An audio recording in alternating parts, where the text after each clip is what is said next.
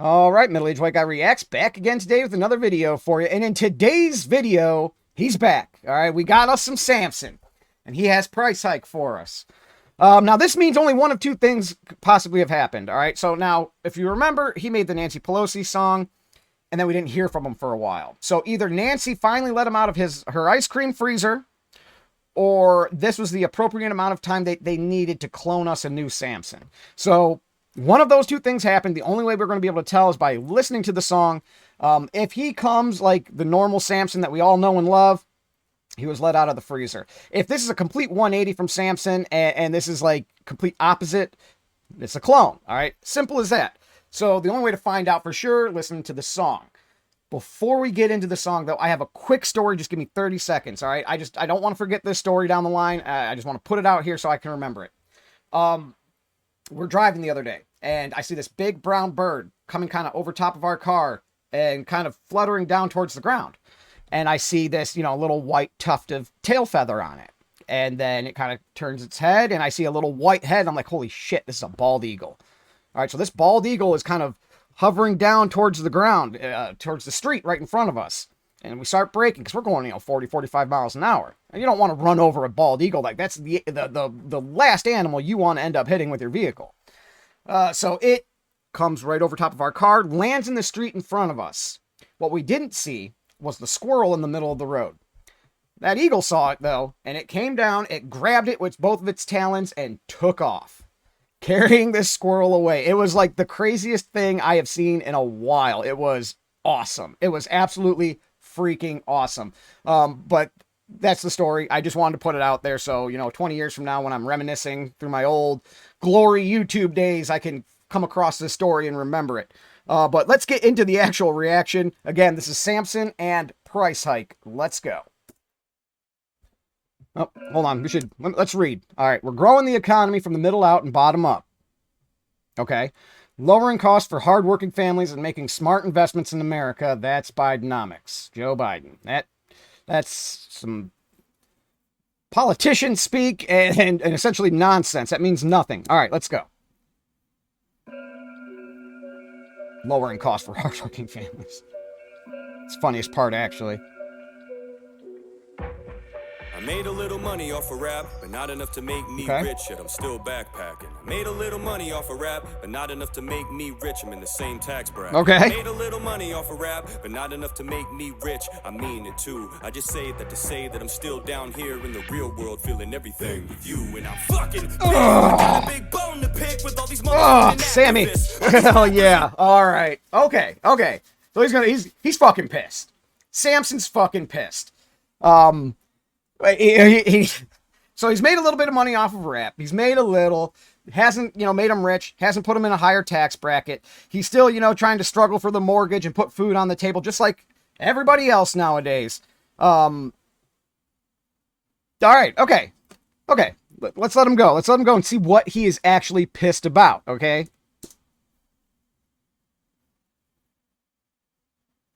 I'm fucking pissed. I got a big bone to pick with all these motherfucking activists. All these rappers and actors and notable figures that act like they know how bad this shit is. I love being lectured and ridiculed about the fact that I don't have an electric vehicle. About climate change from your private plane while I pay an arm and leg to get some fuel. Oh, yep.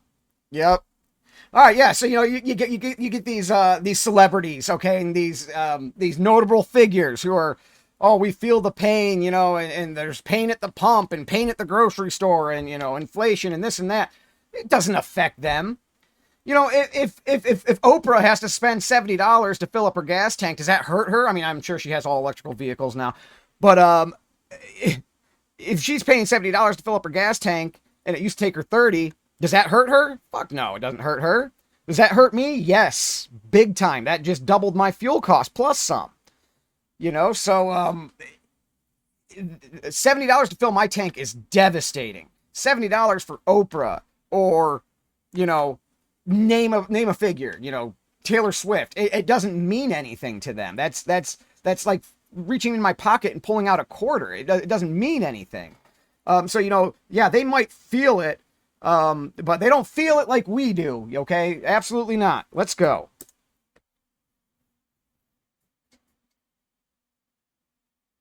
vehicle, tweeting about climate change from your private plane while I pay a Norman leg to get some fuel. Tweeting about private or climate change from your private plane. One of the, least green ways to travel, right? Al Gore, remember back in the day, took his private plane all around the world to, lecture about climate change. Like, you couldn't fly coach, man? Too good for that? Like, if you're worried about the climate, wouldn't you want a carpool? Plane pool? No? Okay. Makes sense, right?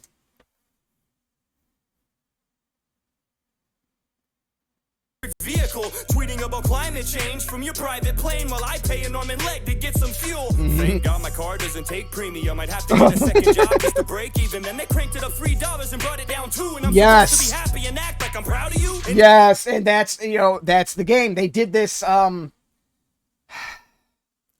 can't remember who was the president at the time. It was the early 2000s. It was either Bush or Obama. It was either end of Bush, beginning of Obama.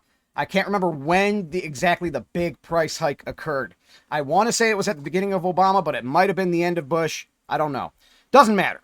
But remember, the first time gas went through the roof, it went up to like 4 something, and then they brought it, or like almost 5 in some areas, and then brought it down to like 3.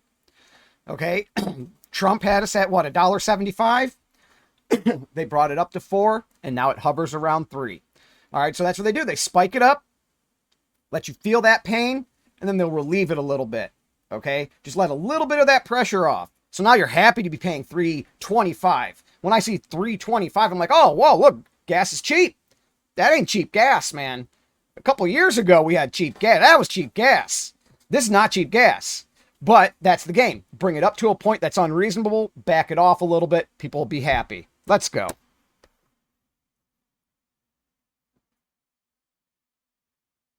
To break even, then they cranked it up $3 and brought it down $2, and I'm supposed to be happy and act like I'm proud of you. And to add the injury, I got Kamala telling me I need to go electric and I have to act quick. All it's gonna cost me is $50,000. Well, guess what? I don't have that, bitch. Hell no. If I did, I would buy a big truck just to rub it in your face because I don't give a fuck. I would Hell put yeah. a big smokestack on the top of it and blow black smoke every time I open throttle it. Yeah, I don't have $50,000 for a new electric vehicle, and if I did have that money, I ain't buying that. I'm going to get a big-ass truck with some smokestacks. I'm going to push the pedal to the floor and just watch big old black clouds of smoke billow out of it. First of all, the electric vehicles aren't necessarily much better than the gas-powered ones, if at all. All right, cobalt and lithium or whatever they're using for these batteries is not environmentally friendly to strip mine for. It causes a lot of environmental things and pollution and what have you. And then, these thousands of pound batteries, once they go, you have nothing to do with them. It's causing all sorts of issues everywhere. Then, top it all off, I don't know about you guys, but in my area, most of our electricity comes from coal plants, okay? So you plug your car in after, a hard day's driving, and you are filling it with coal-generated electricity. You have a coal-powered car. You have a coal-powered car, okay? So what are you doing? What are you doing? I can understand, like, there's some pros and cons, with the electric vehicles. We have some like little mini electric dirt bikes, and they're a blast, and the on tap, just like as soon as you touch the throttle, the instant acceleration of those things, it's fun. They're fun. But I plug them in and I am powering them with coal, essentially. It's just, there's extra steps in between. All right. So what are you doing? That's my question. But, and that's not even getting into, can our, current electric grid even handle everybody with electric cars? And we know we can't. As it has been proven by some places that have a lot of them and a lot of problems with their electric grids. So, again, it's a great thing maybe 50 years from now, all right, once we finally decide to let everything go nuclear, and then we can actually have a clean energy source to fill our cars with. But until then, it doesn't make any sense. It doesn't make any sense at all. Let's go. I would put a big smokestack on the top of it and blow black smoke every time I open throttle it. And it's not because I hate the climate, it's because I don't trust you or the things you wish me to do. Yes. I would cut the floor out. Oh, is that not the truth, man? Anymore, anything, and I hate kind of being like this at times, but it's to the point where I am so cynical about anything that I hear or read, or that any, authority figure tells me, that, like, I'm almost more inclined to do the opposite, just because I do not trust any of our institutions at this point. None of them. So, and they did that. They did that. I didn't do that. I don't want to feel that way. They did that. They made me feel that way. So, yeah, it has nothing to do with, as far as Samson goes, it has nothing to do with, not liking the environment, not wishing to conserve and save and all that stuff and not pollute. It has to do with he doesn't trust them. If they tell him to do something, he's going to do exactly the opposite, because more than likely that's the correct choice. Let's go. Not because I hate the climate, it's because I don't trust you or the things you wish me to do. Yep. I would cut the floor out of the bottom of my car and start running like the Flintstones before I listen to you. Hell yeah. I hate when people tell me they would rather not talk about it because they don't like to get political. I cannot afford supply shortages and high mortgages. It's not politics. All this shit is literal. It's money draining out of your bank account to make it work. To the point that it breaks you down and makes you paying insane amounts taken out of your savings. They promised that they were going to save you. How? They made it worse. We should be a floor. Hold on, let's go back and hear that again. He has a lot to say right there. Make sure I got it all.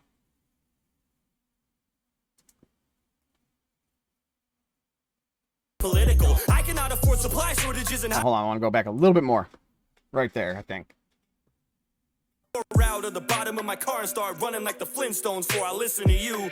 I hate when people tell me they would rather not talk about it because they don't like to get political. I cannot afford supply shortages and high mortgages. It's not politics. All this shit is literal. That's my All right, so, people who don't want to talk about this stuff because they don't want to get political. And I kind of understand that, sometimes I'm burnt out with the political nature of everything in our society right now. Sometimes it burns me out and I just need to kind of shut down for a little bit from it. But he's saying, like, how can you ignore this and you don't want to talk about it when, this stuff is directly affecting us? I can't pay my mortgage. I can't find food. I can't find formula for my baby. This is real stuff that is literally happening. It has nothing to do with politics at that point, right? Or at least it shouldn't. So, people who are saying, hey, I don't want to talk about, I just don't want to get political and this and that. But can we talk about, how your baby's like malnourished because you can't find formula? Can we talk about that? Is that important enough to talk about? It's a good point from him. Very good point. Let's go.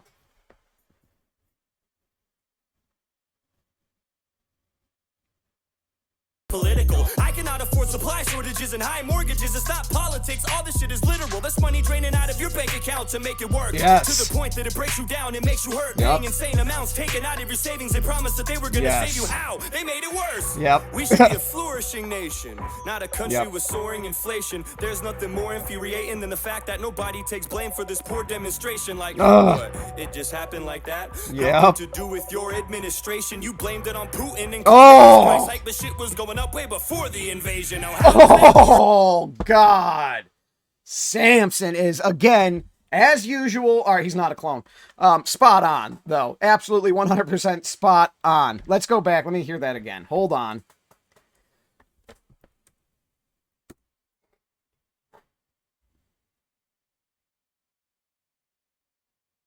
Like, what? It just happened like that? Oh, hold on. A little bit more.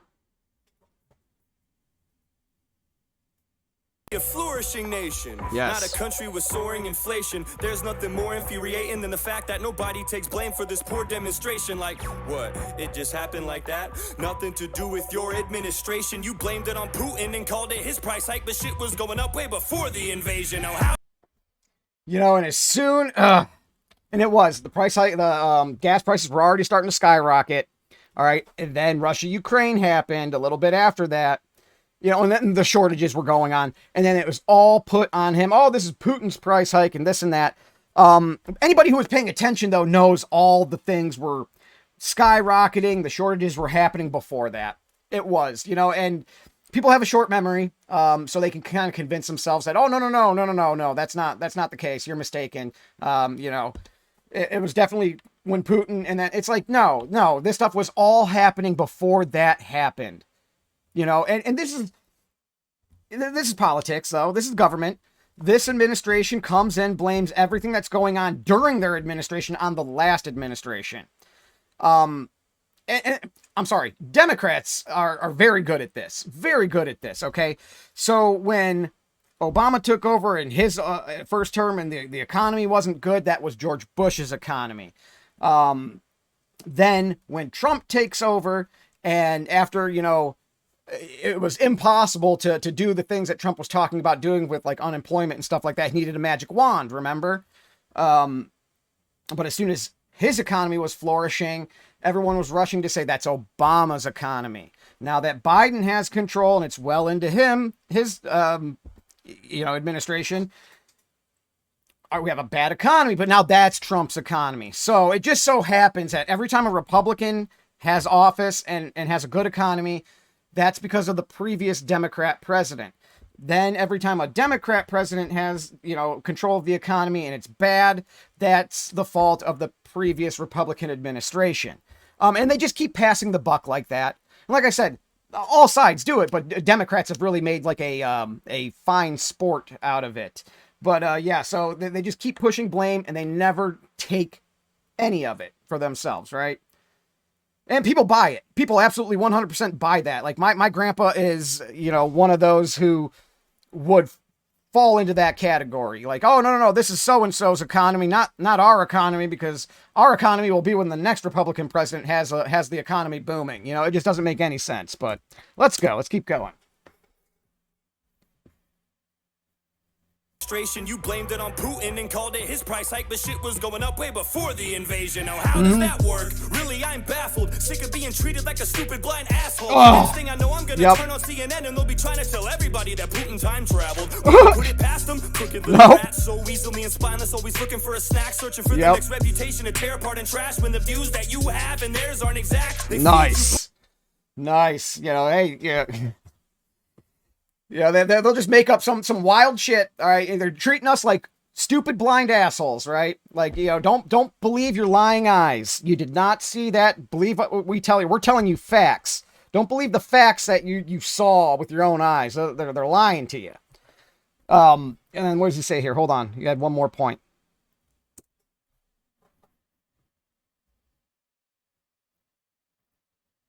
Time traveled, wouldn't put it past them. Crooked little rats, so easily and spineless, always looking for a snack, searching for the next reputation to tear apart and trash when the views. Looking for the next reputation to tear apart and trash when the views don't align with whatever your own, whatever he says here. So, and you see that, you know, anytime anybody gives a contrary view to a popular, specifically left-wing position, and then the right does this too. Do not get me wrong, okay? There was just the Oliver Anthony situation exposed a little bit of that on the right-hand side as well. But the left, as soon as you start talking about stuff that it goes against any of their narratives, they try to directly go after your reputation, get you canceled, this and that. Let's make sure you lose your job. You can't, you know, let's really punish you and make you hurt for speaking a negative opinion that's counter to one of our opinions. So we're seeing that a lot nowadays, and in America, that's pretty damn scary, if you ask me. Pretty scary. Anybody should be allowed to have any opinion, right or wrong. You know, you are allowed to be wrong with your opinions. All right, I'm just throwing that out there. A lot of people are. But, you know, to get rid of people's opinions and to cancel and remove just because you claim they aren't fact, I mean, it's a bridge too far in America. I'm sorry. An absolute bridge too far. Let's go.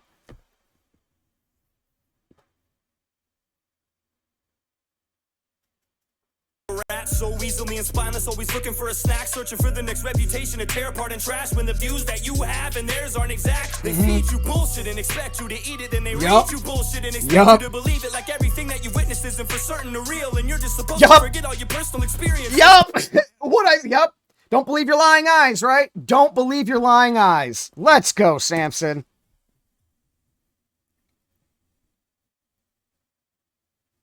Believe it, like everything that you witnessed this isn't for certain or real, and you're just supposed to forget all your personal experiences. Like all the money that you spent, you still had the shit. You didn't really spend any of it, you just imagined it. Oh, All the yeah. cash that you wasted on behalf of this inflation didn't happen. It's just a figment of your imagination, and it's all gone.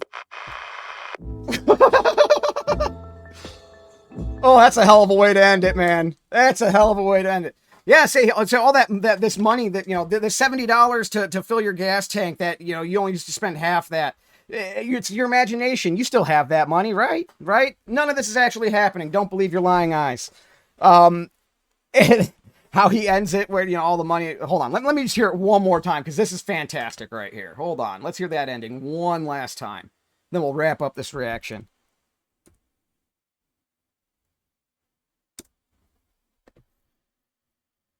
It's gonna go. There we go. Come on. That you spent, you still have the shit. You didn't really spend any of it, you just imagined it. All the cash that you wasted on behalf of this inflation didn't happen. It's just a figment of your imagination, and it's all gone. It's all gone. That reminds me of the South Park episode where Stan wanted to or was it him? I forget who it was. All right, they wanted to, they had a little bit of money. One of the kids had a little bit of money, wanted to put it in the bank. And they go into the bank, and he gives the banker his money, and he's like, okay, well, we'll put this into this mutual fund. It's an aggressive yield, blah, blah, blah. We'll put this one into bonds, and it's gone. And it's gone. And, you know, if you don't know how to play the stock market, that's pretty much what happens. So that's funny. But, hey, fantastic song. I think it's safe to say he is not a clone. All right, everybody? Not a clone. But that'll do it. That'll be the reaction. Middle-aged white guy is out. Peace.